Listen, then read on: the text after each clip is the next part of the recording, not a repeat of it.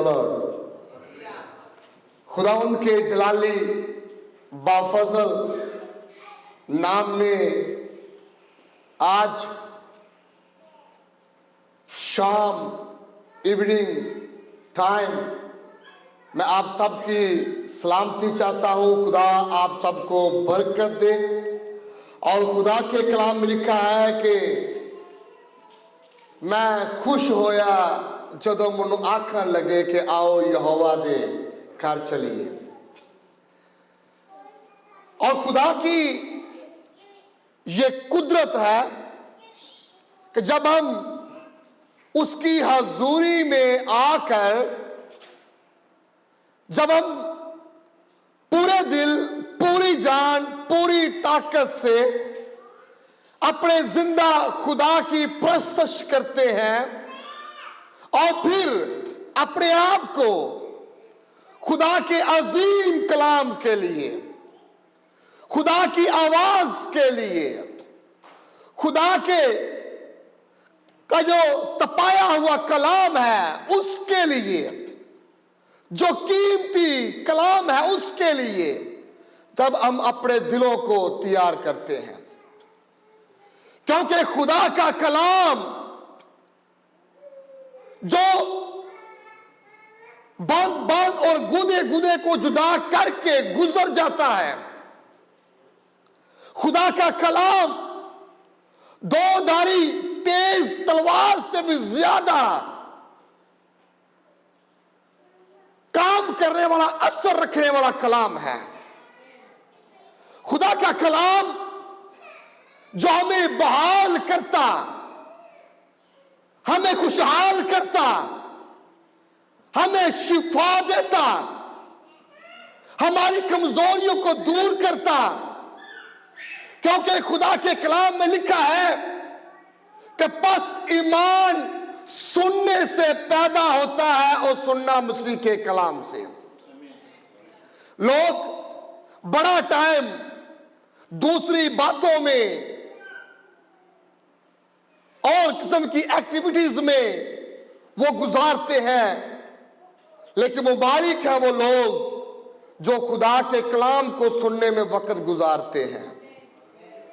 क्योंकि हम खुदा के घर में, उसके मज़बा पर, उसकी प्रेजेंस में, उसके चरणों में, उसके घर में हम आए हैं कि खुदा अपनी निगाह हम पर करे। आमीन। सो प्रस्तुत के वसीला से खुदा ने बड़ी बरकत दी और अब वक्त है कि हम खुदा के कलाम को सुने, सीखें। और मैं ईमान रखता हूं कि आज मैं कलाम सिखाने वाला नहीं बल्कि साथ सीखने वाला भी ठहरूंगा और खुदा मुझे भी बरकत देगा और खुदा आपको भी बरकत देगा। क्योंकि हमारा खुदा मुझसे भी प्यार करता है और खुदा आपसे भी प्यार करता है, बल्कि खुदा पूरी दुनिया से मोहब्बत रखता है। यही वजह है कि उसने अपना इकलौता बेटा बख्श दिया ताकि जो कोई भी उस पर ईमान लाए वो फिर हलाक नहीं बल्कि हमेशा की जिंदगी पाए। हमारा खुदा जो बंद दरवाजे खोल देता है, रास्ते हमवार करता है, जिस बात की समझ नहीं आती उसकी हिकमत, दनाई और रहनुमाई अता करता है। जो चीज मुश्किल लगती है उसको हमारा खुदा आसान करके हमारे सामने वो ले आता है, आसानियां पैदा करता है। सो आज हम खुदा के पाक कलाम में से यशाया नबी का सहीफा या यशाया की किताब, उसका 57 चैप्टर और 19 वर्ष की हम तिलावत करेंगे। यशाया की किताब 57वां बाब उसकी 19वीं आयत की हम अपनी तरबियत और नसीहत के लिए हम खुदा के पाक कलाम में से पढ़ेंगे। खुदा की कलाम में लिखा है, खुदावन फरमाता है, मैं लबों का फल पैदा करता हूं।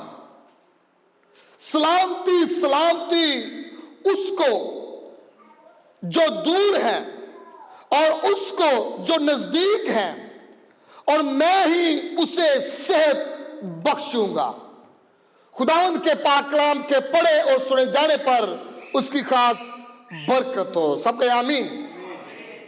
सो मेरे अज़ीज़ों, हमने यशाया नबी का सहीफा या किताब में से एक आयत को अपनी तरबियत और नसीहत के लिए लिया है, ताकि हम उस आयत के बारे में सीखें, उस आयत पर हम निगाह करें, तवज्जो करें।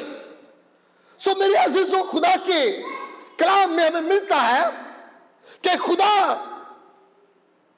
अपने लोगों से बहुत से वादे करता है, अहद पैमा करता है, और खुदा के मुफस्सिरीन कहते हैं कि ये यशाया की जो किताब है, ये एक मिनी अंजील गॉस्पेल भी है, क्योंकि इसमें खुदावंद यीशु मसीह की पैदाइश, उसके कफारे के बारे में हमें इस किताब में से मिलता है। इसमें हमें खुशखबरी हमें मिलती है, और खुदा के लोग कहते हैं कि ये भी एक छोटी गॉस्पेल या अंजील वो इसे कहते हैं। और यशाया की किताब में हमें 57वें बाब में हमें मिलता है कि खुदा मदद और शिफा के लिए खुदा अपने लोगों से वादा करता है, और खुदा के वादों में से एक ये भी वादा, प्रॉमिस है कि मैं लबों का फल पैदा करता हूं। खुदा अपने लोगों को बताता है, क्योंकि जब हम यशाया की किताब उसका पहला बाब पढ़ते हैं तो खुदा के कलाम में हमें मिलता है कि बैल जो है वो अपने मालिक की आवाज को जानता, पहचानता है, सुनता है, और गधा अपने साहब की चरनी को। लेकिन मेरे लोग मेरी आवाज पर कान नहीं लगाते, मेरे लोग मुझे पहचानते नहीं, मेरे लोग मेरी सुनते नहीं। और खुदा अपने वादे उनके सामने लेकर आता है कि मैं वादों का सच्चा खुदा हूं, मैं ही इब्राहिम, इसहाक, याकूब का जिंदा खुदा हूं, और मैं जो कहता हूं वो पूरा करता हूं, क्योंकि हमारा खुदा क्रिएटिव पावर रखता है, जो बोलता है वो करता है, क्योंकि वो लबों का फल पैदा करता है।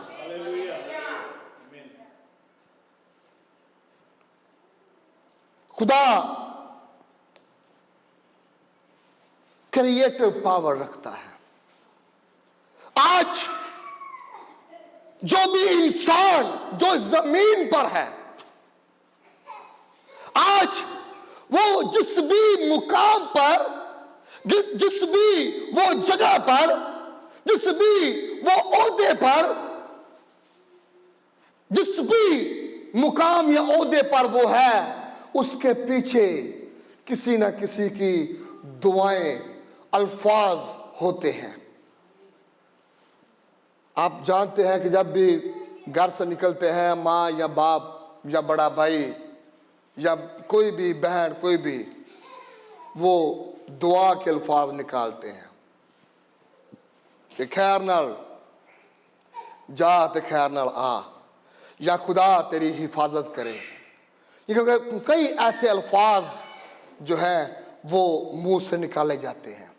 और जब कोई किसी चीज को हासिल करने की कोशिश करता है, मेहनत करता है, तो वो भी कहता है कि अपने खादम से कि मेरे लिए दुआ करें, मेरे लिए आप प्रे करें। और खादम हमें कोई मेडिसिन की कोई पुड़िया बनाकर नहीं देता, बल्कि वो अपने मुंह से अल्फाज निकालता है कि खुदा तुझे बरोमंद करे और कामयाब करे। और खुदा लबों का फल पैदा करता है। और जिस तरह से खुदा जब पैदाइश की किताब में हम देखते हैं तो खुदा की तख्लीक हमें नजर आती है। खुदा ने जो कहा वही हुआ। खुदा ने जिसको कहा कि हो जा और वही क्रिएटिव हुआ। वही जो खुदा में क्रिएटिव पावर है वो प्रोड्यूस करता है। वो क्रिएटर है, वो खालिक है और जो कहता वो हो जाता है। और इसी तरह से जब बाइबल मुकद्दस में हम देखते हैं कि खुदा ने अपने इकलौते बेटे को, जिसमें भी पावर क्रिएटिव पावर है, यीशु मसीह ने जो कहा वो हुआ। और आप जानते हैं कि लाजर जो कब्र में पड़ा हुआ था, लोग रो रहे थे, उसकी बहनों के पास कोई उम्मीद ना थी, वो परेशान थी। और जब यीशु वहां पर आया तो उन्होंने कहा क्या यीशु अगर तू यहां पर होता तो मेरा भाई ना मरता। और खैर वहां पर हम देखते हैं कि यीशु मसीह ने उस कब्र पर जाकर कहा कि ऐ लाजर बाहर निकला। और जैसे अल्फाज सादर हुए, जैसे अल्फाज खुदा वो यीशु मसीह ने कहे, कलाम किया, वो मुर्दा उसमें जिंदगी आ गई और वो कब्र से बाहर आ गया। और इसी तरह खुदा ने अपने खादमों को, अपने लोगों को भी बरकत दी है। और मैं आपको बताना चाहता हूं कि हमारे अल्फाज बीज की मानिंद हैं। खुदा के कलाम में हमें मिलता है कि जिस तरह कोई बीज बोता है, अगर राइस चावल को बीजते हैं तो हम गंदम को काटते हैं, ऐसा ही है। जो हम बीजते हैं, जो हम बोते हैं, वही काटते हैं। और खुदा के कलाम में भी लिखा है कि जो तुम बीजोगे, जिस कदर बीज तुमने बोया होगा वही तुम काटोगे।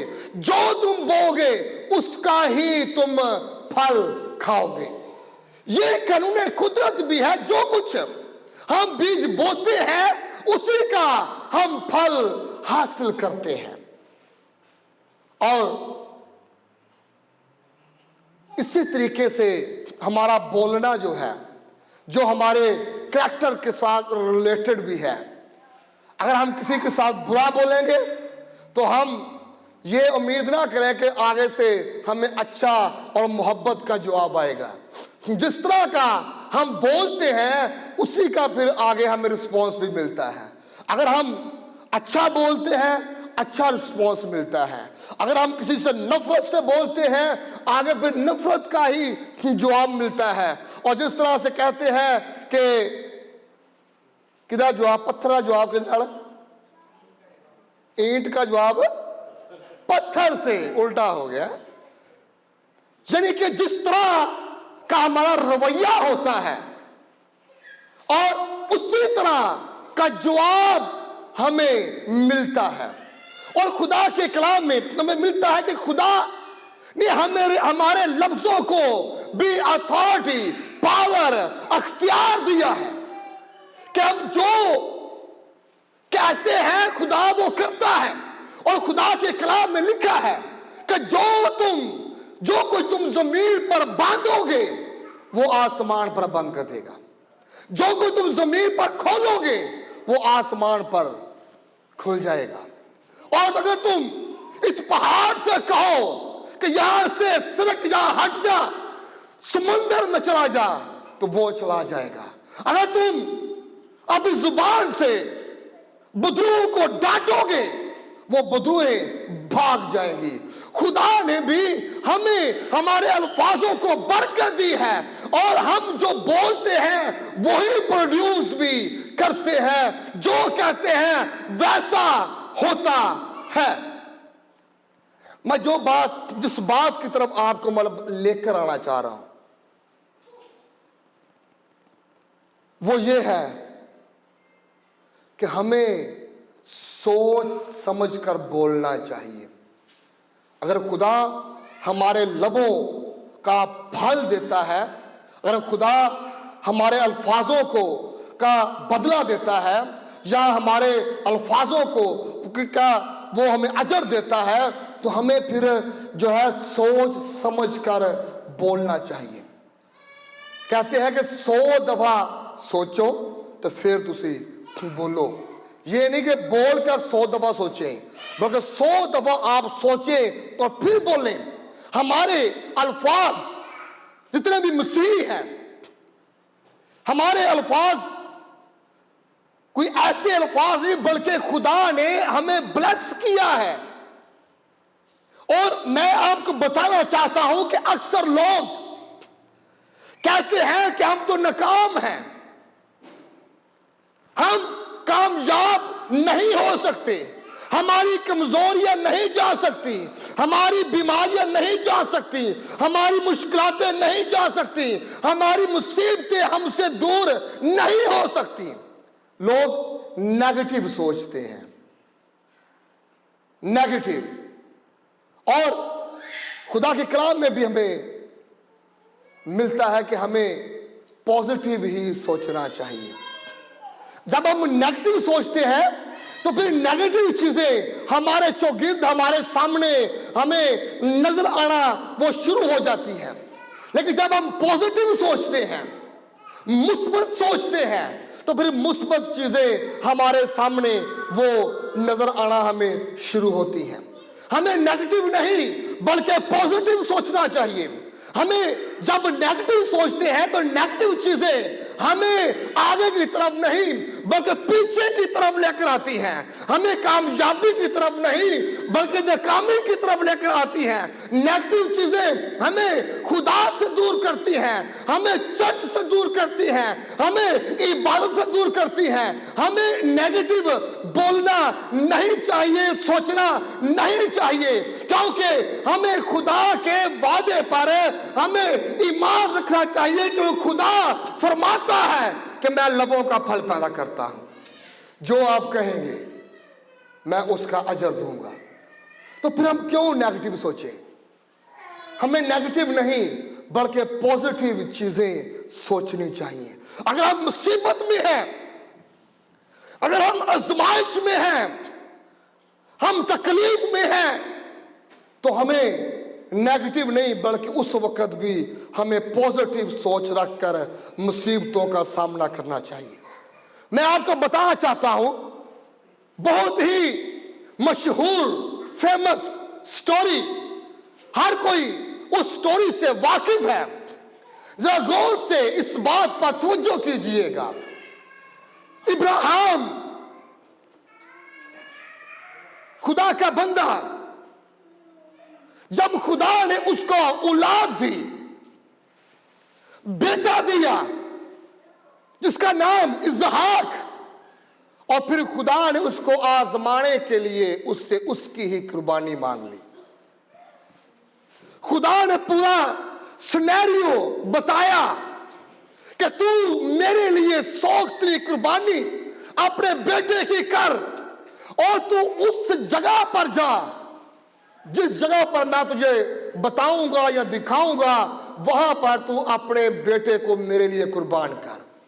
खुदा ने इब्राहिम को पूरी स्टोरी बताई हुई थी, और जब उसने खुदा के कलाम को सुना तो यह बहुत बड़ी आजमाइश थी कि उसके पास एक ही बेटा जिससे वो प्यार करता है, जो उसके लिए कीमती है, जो उसके लिए सरमाया है, जिसको देखकर वो जिंदा है, जब खुदा ने उसकी कुर्बानी मांगी तो उसने द्रेग नहीं किया।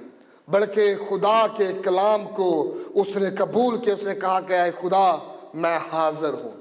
खुदा ने उसको बताया। वो अपने बेटे को लेकर जा रहा है। जरा गौर कीजिएगा, बेटे को लेकर जा रहा है। इब्राहिम को सब पता है कि मैंने जाकर करना क्या है, लेकिन इसहाक को सब पता नहीं था।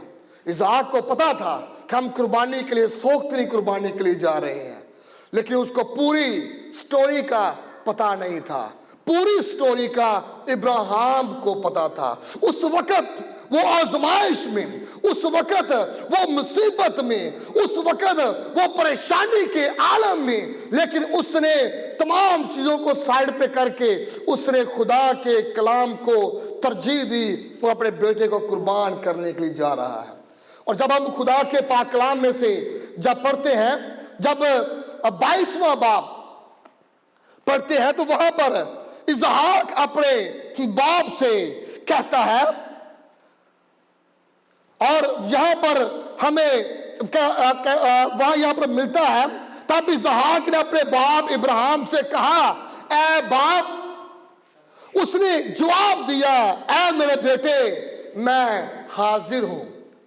उसने कहा, देख आग और लकड़ियां तो हैं, पर सोख्ती कुर्बानी के लिए बर्रा कहां है। अब वो ये सवाल कर रहा है कि हमारे पास आग भी है, हमारे पास लकड़ियां भी है, लेकिन बर्रा कहां पर है। इब्राहिम उसको कह सकता था कि बेटा बर्रा तू ही है, बेटा आज मैं तुझे कुर्बान करने के लिए लेकर आया हूं। वो उसको बता सकता था, लेकिन यहां पर वो पॉजिटिव बात करता है। यहां पर वो खुदा के खौफ में रहते हुए, वो आजमाइश में, लेकिन वो फिर भी पॉजिटिव बात करता है। और वो अपनी जुबान से क्या अल्फाज निकालता है। 8वीं आयत में लिखा, इब्राहिम ने कहा, ऐ मेरे बेटे खुदा आप ही अपने वास्ते सोख्तनी कुर्बानी के लिए बर्रा मुहैया करेगा। वो जानता है पहले से कि बर्रा तो मेरा बेटा है, मैं इसको कुर्बान करने के लिए जा रहा हूं, लेकिन इसके बावजूद इब्राहिम अपने बेटे को कहता है कि ऐ मेरे बेटे खुदा आप ही अपने वास्ते सोख्तनी कुर्बानी के लिए बर्रा मुहैया करेगा।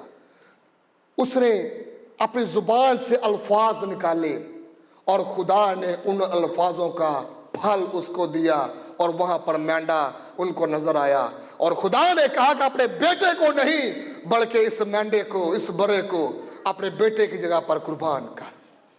वो सब कुछ जानते हुए भी उसने अपनी जुबान से अल्फाज निकाले, और खुदा ने अपना वादा पूरा किया कि मैं लबों का फल पैदा करता हूं।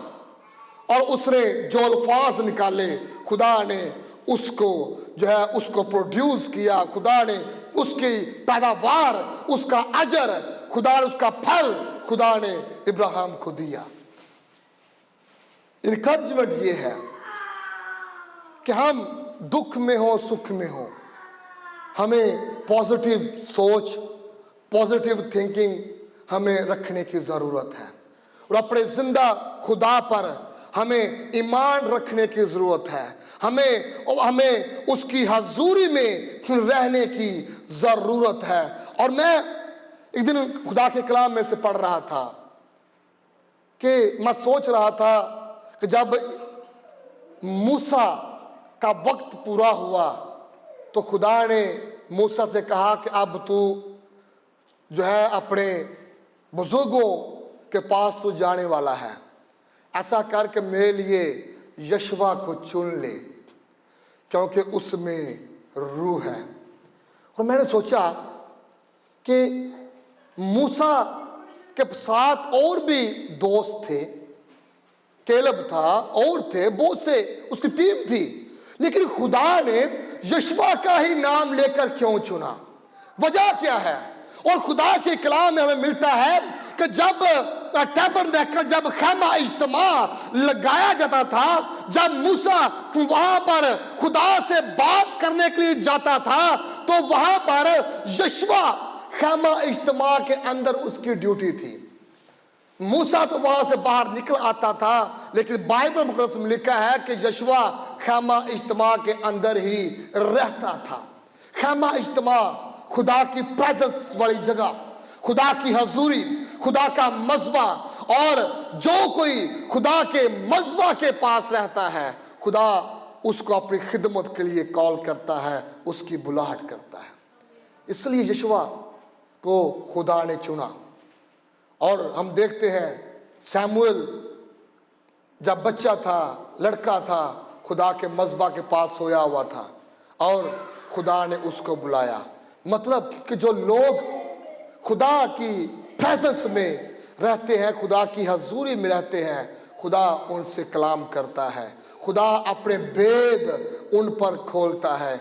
और जब हम पॉजिटिव, जब हम थिंकिंग रखते हैं, जब पॉजिटिव सोचते हैं, कुछ भी हो, जब हम खुदा की इबादत करना नहीं छोड़ते, कुछ भी हो, हम खुदा की हाज़ुरी को नहीं छोड़ते, तो फिर खुदा भी हमसे बात करता है। क्योंकि नेगेटिविटी जो है ये नाकामी की तरफ लेकर जाती है, लेकिन पॉजिटिव चीजें जो है हमें खुदा की हाज़ुरी में लेकर आती हैं। क्योंकि खुदा के कलाम में लिखा है कि मैं लबों का फल पैदा करता हूं। आप जानते हैं, आखिरी बात, कि एक दरख्त, ये भी बहुत ही फेमस और आम मशहूर हमें स्टोरी मिलती है, एक अंजीर का दरख्त।